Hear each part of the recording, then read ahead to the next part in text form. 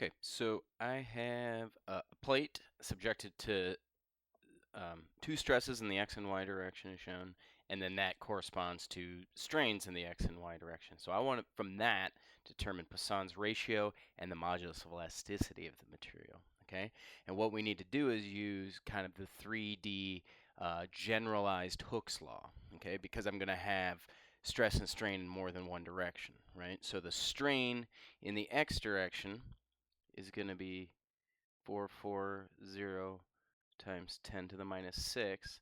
And then that equals, again, Hooke's law, three-dimensional Hooke's law, 1 over the modulus elasticity times the stress in the x direction, which is 24 times 10 to the minus 6. And then I've got some strain also due to Poisson's ratio and stresses in other directions. So it's going to be minus Poisson's ratio times the 12 times 10 to the 6th. Oh, that shouldn't be minus 6. This one should be plus 6, excuse me, like so.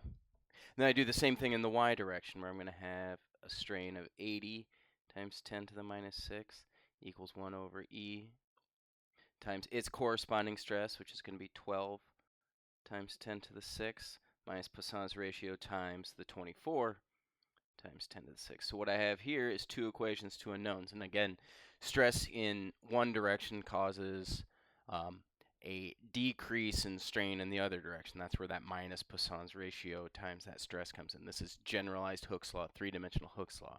What I have here is two equations, two unknowns. I can easily then solve it algebraically, where Poisson's ratio is 0.35 and the modulus of elasticity, Young's modulus, is 45 gigapascals, just from the two equations and two unknowns of generalized Hooke's law that I have there.